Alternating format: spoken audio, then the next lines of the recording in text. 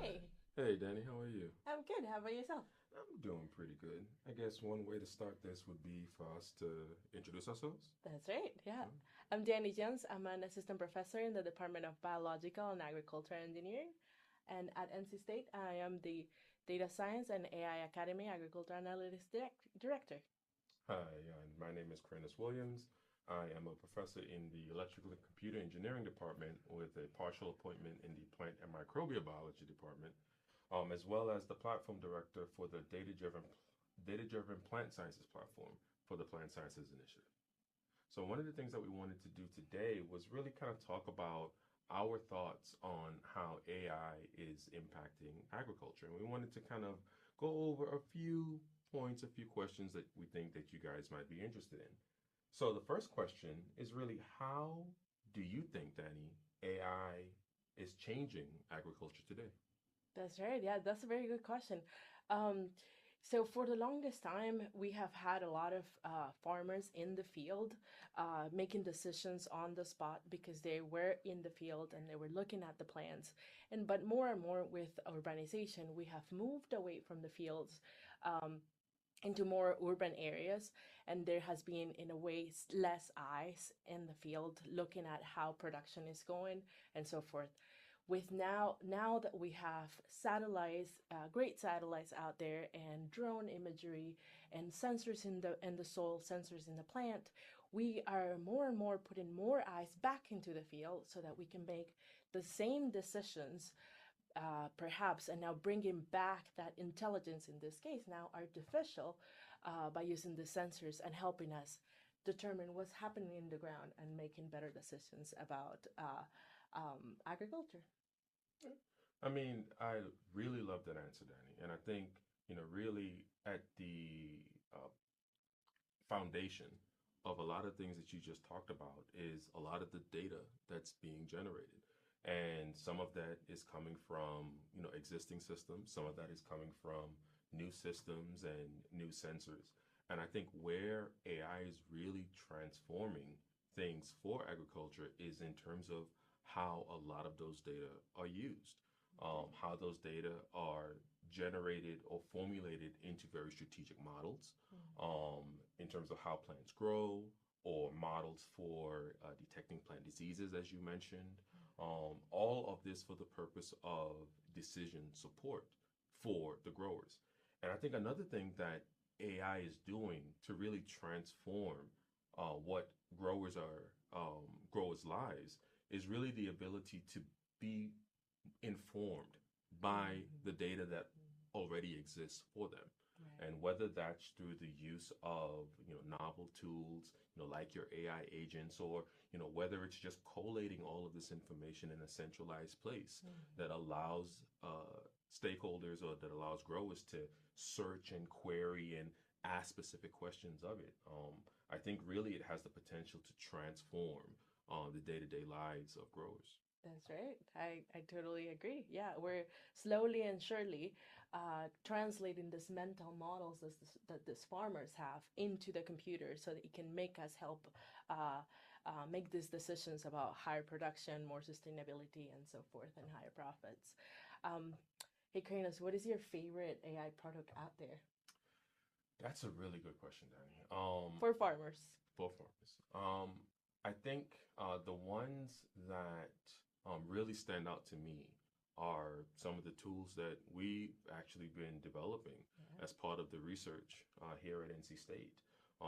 There's a project called BeanPack that's led by Dr. Rachel Van, that focuses on the deployment of a machine learning model for helping soybean growers Right. identify the best planting dates based on their region in North Carolina. Mhm. And this is an example of a project that leveraged research data that was collected from small plots and aggregated that information into a model and then deployed that on a dashboard, Mhm. where now farmers can bring up that dashboard on their computer, or bring up that dashboard on a tablet or on their phone, and just put in the region of North Carolina that they're in, and a couple of other specifications that's specific to them, and it'll spit out an assessment of what is the potential best planting date for them. So I think that's a great example of how AI and machine learning can be placed directly into the hands of these growers. Another example is a project that me and you are working on, Sweet Apps, where we are, integrating not only imaging sensors and imaging systems, but automated pipelines for collecting data both from these systems as well as collecting data from the stakeholder to better inform packing decisions for sweet potato production. And again, these are tools that are, delivered directly to the stakeholder via these web-enabled dashboards, such that they can point and click, even look at historic information, and in some cases even match their available inventory to upcoming orders. These are some of the tools that really stood out to me. How about you? Ooh, I want to add something too, though. For the bean pack, what did I used to do before? Look at tables, look at tons and tons of fact sheets that were out there in order to be able to better understand what's best, or when is the best planting date for their soybeans. But now it's a more interactive dashboard that they can use and for their precise location.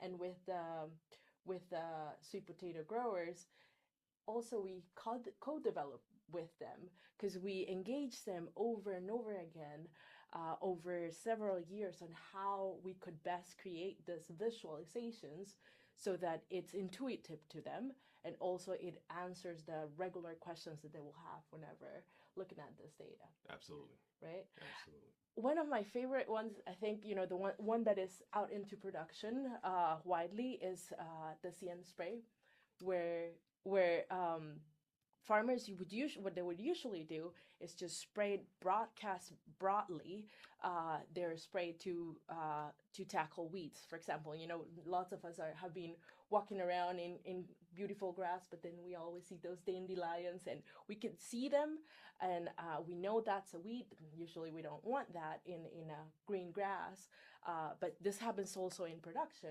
in agricultural production, where instead of the plant that you want growing, you also have weeds. So hence, farmers will spray their fields. But with the See and Spray product by John Deere, then they have implemented eyes on that sprayer, and if it spots something that it classifies as a weed, then it sprays. If not, it doesn't, and this reduces the amount of chemicals put into our fields that could potentially produce runoffs, and also it reduces the cost of inputs for a farmer as well. That sounds fantastic. I do like that one. Nice, Yes. nice. So definitely not sponsored by John Deere. Okay, so how does interdisciplinary units like the Plant Sciences Initiative and the Data Science and AI Academy enable the development, implementation, and dissemination of AI in agriculture? What should our listeners know?